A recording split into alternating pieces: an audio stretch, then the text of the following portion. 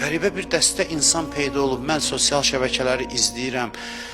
Görürsən bir dənə adamdır, tərif yazır Əhlibeyt haqqında. Qəribə bir qıcıqla, bilmirəm, yaxşı sən sevmirsən, sevmə, niyə əsəbləşirsən yaxşı sən? 100 adam 100 adamı sevir, hər adam adamı sevəndə sən bu qədər işlənirsən, bugün düşünmüşəm əməlli başlı bunun haqqında.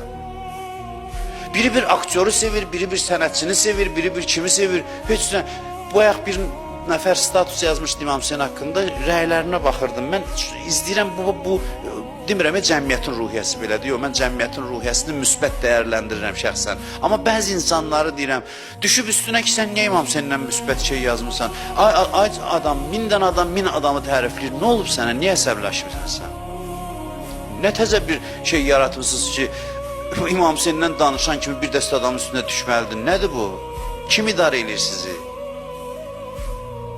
Nə istəyirsiniz cəmaatın canından? Nə daxı bu?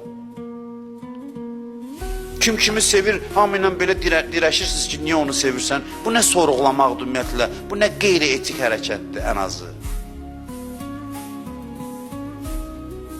Peşmansan biri bir şey yaza, bir söz kinlə, kudurətlə, biri var müzakirə açla, biri var qəribə ittiham eləmə, özünü ziyalı təqdim edir. Sən güya məsələn müasirliyinə görə, səviyyəli özünü göstərmək üçün, ya nə bilim hansısa xəstəliyinə görə, nədir hədəf İmam Hüseyndən başqa hədəf tapmamısan sən?